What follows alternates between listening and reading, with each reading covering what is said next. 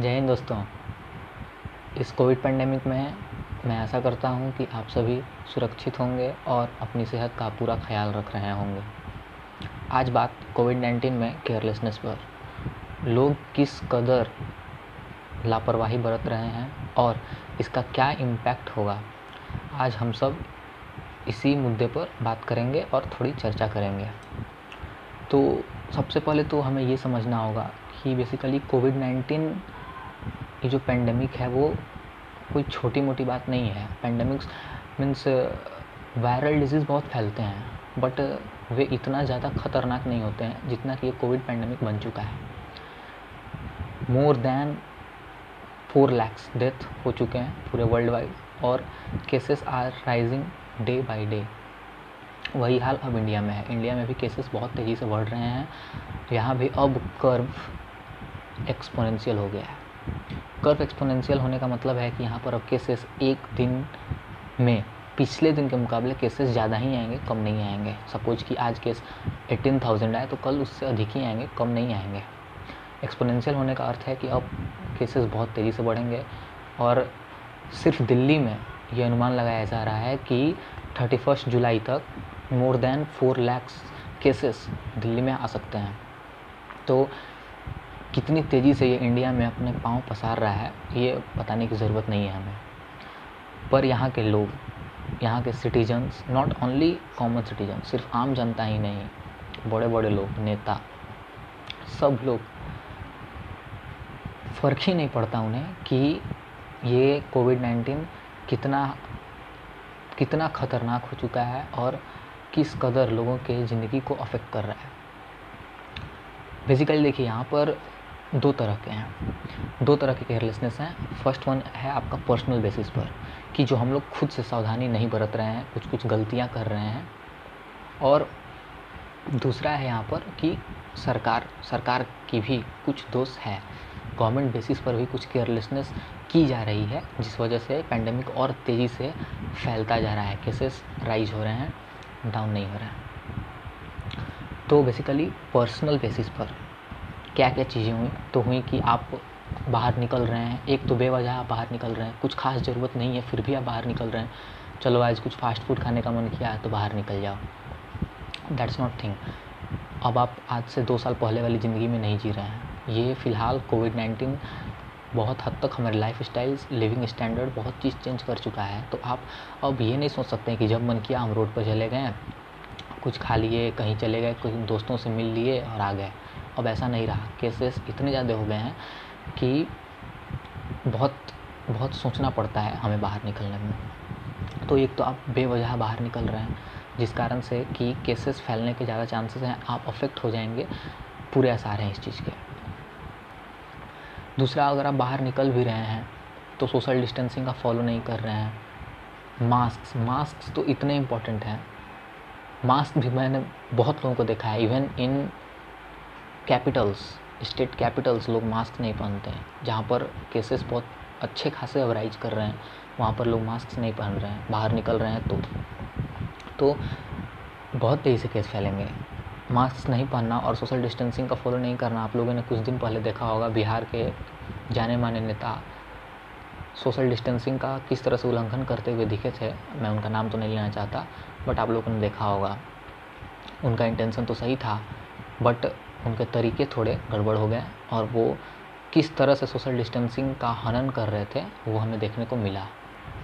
तो ये सब कुछ हुई पर्सनल बेसिस पर लापरवाही बरतना, यही सब चीज़ हैं जो हम नहीं कर रहे हैं। ना ही हम सोशल डिस्टेंसिंग को फॉलो कर रहे हैं, ना ही हम मास्क पहन रहे हैं, बाहर निकल रहे हैं तो बेवजह रोड पर निकल रहे हैं। तो दीज आर द थिंग्स जो कि पर्सनल बेसिस पर है।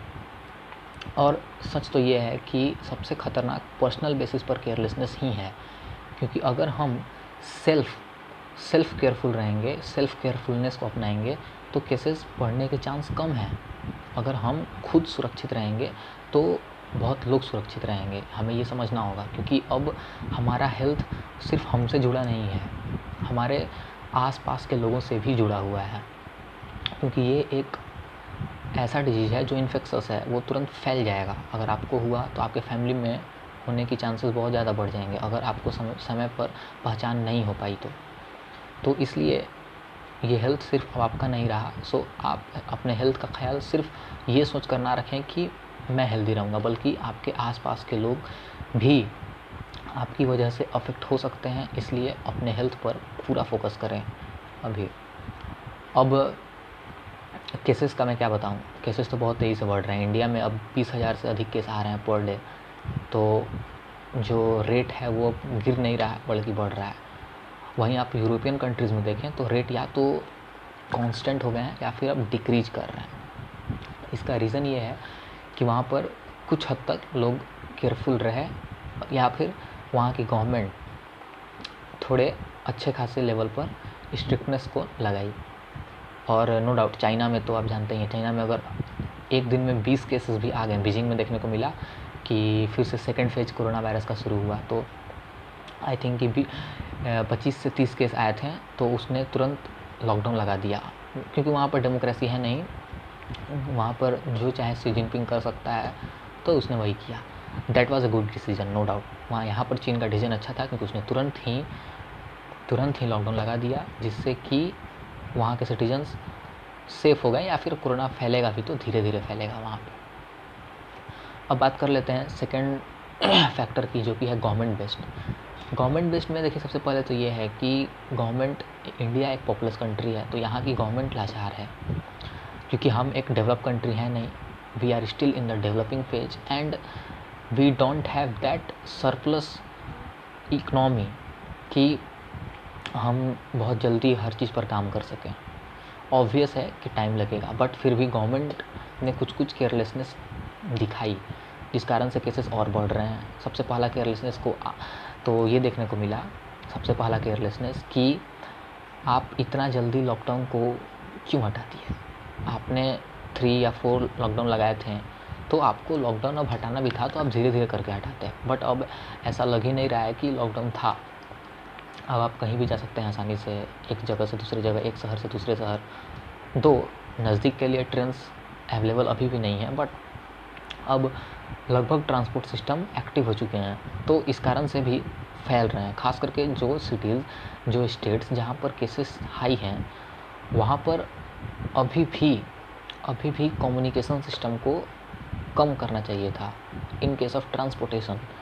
जैसे कि मुंबई, दिल्ली, यहाँ पर आने जाने को कम करना चाहिए था, बट वहाँ भी अब लोग आ रहे हैं, जा रहे हैं। तो गवर्नमेंट की पहली तो ये है कि आप लॉकडाउन इतनी जल्दी क्यों हटा दिए। दूसरी है कि आप देखिए सबसे पहले प्राइवेट हॉस्पिटल्स के हाल। प्राइवेट हॉस्पिटल्स इतने महंगे, इतना ज़्यादा चार्ज कर रहे हैं कोविड-19 के ट्रीटमेंट के लिए कि मिडिल क्लास फैमिली या फिर एक पुअर फैमिली अफोर्ड ही नहीं कर सकता। इतना महंगा है, अप्रोक्स आपको 10 to 15 लाख रुपीज़ खर्च करने पड़ सकते हैं अब भी, अगर आपको एक प्राइवेट हॉस्पिटल में कोविड-19 का ट्रीटमेंट कराना है तो दो it will take time by the government to see this issues, but government को इन सब चीज़ों पर काम करना होगा, क्योंकि ऐसे तो काम नहीं चलेगा। क्योंकि इंडिया में मिलियनियर्स की संख्या बहुत कम है, बिलियनियर्स की तो संख्या बहुत ही कम है। लोग यहाँ पर मिडिल क्लास फैमिली से ज़्यादा बिलोंग करते हैं, इसलिए हमें ये देखना होगा, गवर्नमेंट को ये देखना होगा कि कैसे वे प्राइवेट हॉस्पिटल्स में एक अफोर्डेबल प्राइस रख सकें, ताकि लोगों को सुविधा हो। सरकारी अस्पताल हैं, उनमें फ़ीस आर वेरी नॉमिनल, बहुत कम है, बट फिर भी वहाँ पर हालत ख़राब है, वहाँ के हालात अच्छे नहीं हैं। हमारे डॉक्टर्स तो काफ़ी डेडिकेटेड हैं, काफ़ी डिवोटेड है towards their work, but system पूरी नींद में सोया हुआ है। सिस्टम की आँख खुल ही नहीं रही है। एक वीडियो वायरल हुआ था कुछ दिन पहले कि एक पेशेंट का ट्रीटमेंट चल रहा था और उसके आसपास अगल बगल में 2-3 डेड बॉडीज़ रखे हुए थे। अब आप खुद समझिए कि जिस पेशेंट का इलाज चल रहा होगा वो कैसा फील कर रहा होगा। वो तो पहले ही डर गया, ये देखकर ही वो डर गया। तो ऐसा क्यों है? तो these are only due to faults in the system.